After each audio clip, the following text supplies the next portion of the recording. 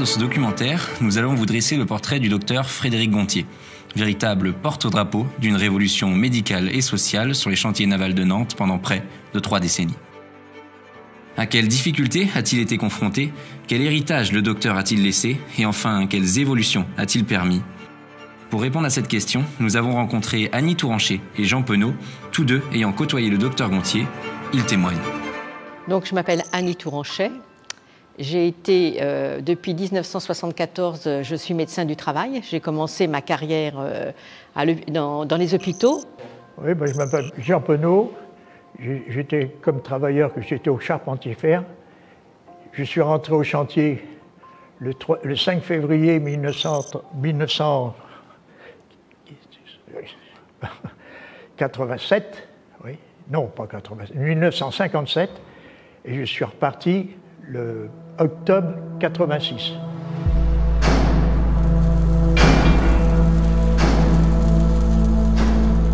Automatiquement, quand le docteur Gontier est arrivé ici, ça a été un renouveau, en quelque sorte. Il a été extrêmement surpris de voir les conditions de travail de la navale, la difficulté des conditions de travail. À l'époque, on ne prenait pas tellement de précautions. Il y avait, pour ainsi dire, ça marchait comme ça pouvait, quoi. Lorsque le docteur arrive, il découvre les conditions déplorables auxquelles sont confrontés les ouvriers de la navale. Il y avait un examen pour savoir s'ils pouvaient faire le travail et s'ils pouvaient continuer à faire le travail. Hein. Et puis c'est tout, c'était ça, c'était des relations que je ne sais pas comment vous les définir. On n'avait pas le contact qu'on pouvait avoir avec Gontier. Ça a évolué rapidement, quoi, ces trucs-là. Quoi. Lui, il a été sur le terrain, il a vu les conditions de travail, il a étudié les conditions de travail. Frédéric Gontier va peu à peu se plonger dans une étude autant scientifique qu'opérationnelle au sein des chantiers de Nantes. Quand il est arrivé dans le chantier, comme médecin du travail dans les chantiers, il a été voir les conditions de travail. Il a été dans le milieu de travail. Il a beaucoup fait. Alors sur le bruit, sur l'amiante, il était à la pointe du combat, là.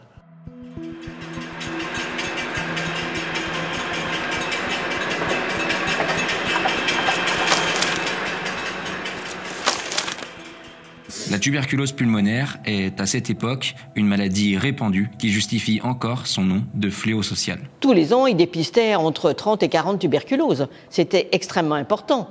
Le docteur va mener des combats afin d'obtenir des moyens médicaux suffisants pour démontrer les dangers potentiels de l'amiante. Le docteur Gontier s'est beaucoup battu pour qu'on passe des radioscopies aux radiographies. En lisant ces radiographies, il s'est aperçu qu'effectivement, comme je vous le disais, la tuberculose régressait, mais qu'il y avait des anomalies au niveau des radios qu'il ne comprenait pas. C'est là d'ailleurs qu'il s'est aperçu, je ne me rappelle plus quelle année, qu'il y avait quand même des gars qui avaient des petites taches et des trucs comme ça, quoi. Eh bien, il s'est rapproché de l'hôpital, des pneumologues qui étaient à l'hôpital, et ensemble, ils ont essayé de voir effectivement d'où provenaient ces anomalies, pourquoi il y avait ces anomalies. Il a fait des statistiques. Il a regardé à quel poste de travail étaient les salariés qui avaient ces anomalies. Et il s'est aperçu que c'était quand même plus avec des salariés qui travaillaient au contact de l'amiante. Et ça, on était dans les années 60, 63, 64, vous voyez. Forgerons, riveurs chanfreineurs, frappeurs, soudeurs, chaudronniers, charpentiers fer, tous étaient au contact de l'amiante et subissaient les dangers de cette nuisance.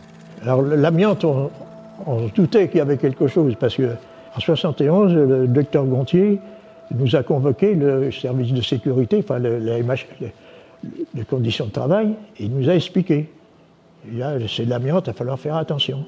Précurseur sur son temps, le docteur Gontier a choisi de prendre des mesures afin de diminuer l'usage de l'amiante sur les chantiers pour le bien des ouvriers.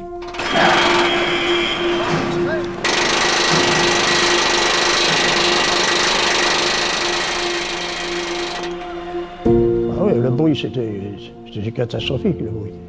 Des appareils auriculaires ont été distribués aux ouvriers des professions les plus exposées au bruit, ce qui a pour but de diminuer la fatigue et d'éviter la venue précoce d'une surdité temporaire ou même permanente. Au niveau du bruit, il a fait distribuer des protecteurs auriculaires. Bah oui, mais avec les bouquets, quand vous êtes avec un gars, un matelot, vous n'entendez plus rien. C'était pas pratique. Mais il a aussi travaillé avec les ingénieurs et avec la maîtrise pour que le bruit diminue dans les chantiers. Et le bruit a diminué dans les chantiers.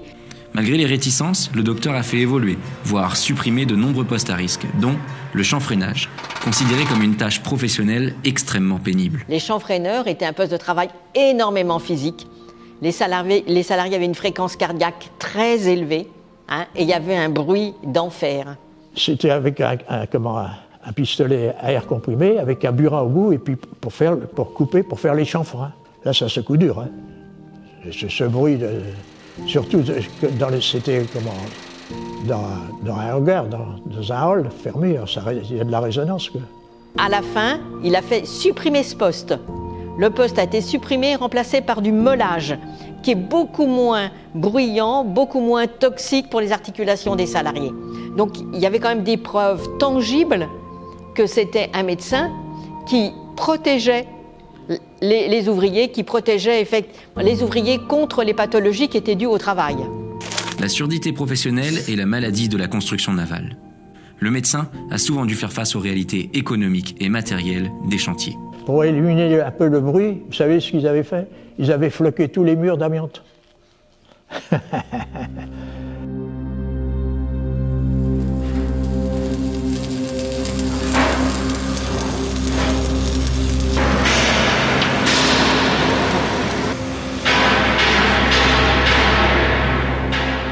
Mais ce qu'il y a, je vais vous dire une chose, c'est que pour amorcer votre baguette, si vous mettez ce masque-là, vous ne voyez pas où vous soudez.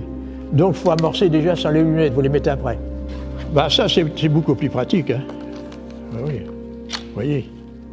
Le docteur a également mené de nombreux travaux annexes sur les chantiers qui ont parfois subi quelques oppositions. Il y a eu des réticences aussi parce c'est un médecin qui a beaucoup lutté contre l'alcoolisme aussi.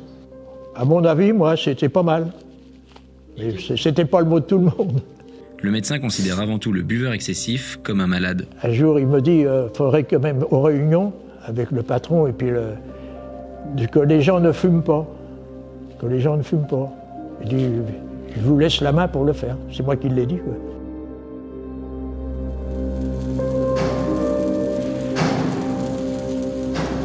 On est pris en sandwich, en quelque sorte. On a le patron, on a les chefs et on a les copains. Parce que quand on leur disait, il ne faut pas faire ça, parce que, ah bah ouais, ben, tu fais chier, bah oui, pas facile. Entre 1950 et 1980, il y a eu une évolution très importante au niveau des conditions de travail. Hein. Il y a eu l'apparition de la mécanisation, disparition de l'amiante, donc il a fallu trouver d'autres produits, apparition de formes de soudure différentes. Donc tout ça, il crie, et il a très bien suivi ça. Oh oui, il y a eu des avancées avec lui, c'est certain. Parce que quand il y avait un problème, il nous appelait et il nous expliquait, ça, il va falloir que ça se passe comme ça et tout ça. Ce qui se passe actuellement au niveau des retraites, on retrouve dans les écrits du docteur Gontier, on retrouve des arguments pertinents qui pourraient très bien qu'on peut reprendre à l'heure actuelle au niveau de la réforme des retraites. Il a fait un rapport devant un ministre de l'époque pour que les ouvriers dans les années 70 puissent partir à 60 ans. Donc vous voyez, on retrouve dans ces écrits des notions qu'on défend à l'heure actuelle pour certaines catégories socio-professionnelles. Je pouvais aller le voir n'importe quand dans le temps du travail, puis lui demander quelque chose, ou lui dire quelque chose, il m'écoutait. C'était aussi un médecin qui était beaucoup sur le terrain, qui savait comment travaillaient les salariés. Il a été menacé de licenciement. Et il a fallu que l'inspection du travail intervienne au cours d'un comité d'hygiène et de sécurité pour éviter son licenciement. Donc je crois que c'était une note positive pour les salariés. Il était très proche de la classe ouvrière, mais bon, des patrons, ils ne pouvaient pas casser la cabane. Hein. Il fallait quand même qu'il... Hein, mais je ne crois pas qu'il s'est vendu au patron, hein. Ça m'étonnerait. Le moins s'en faut. Hein.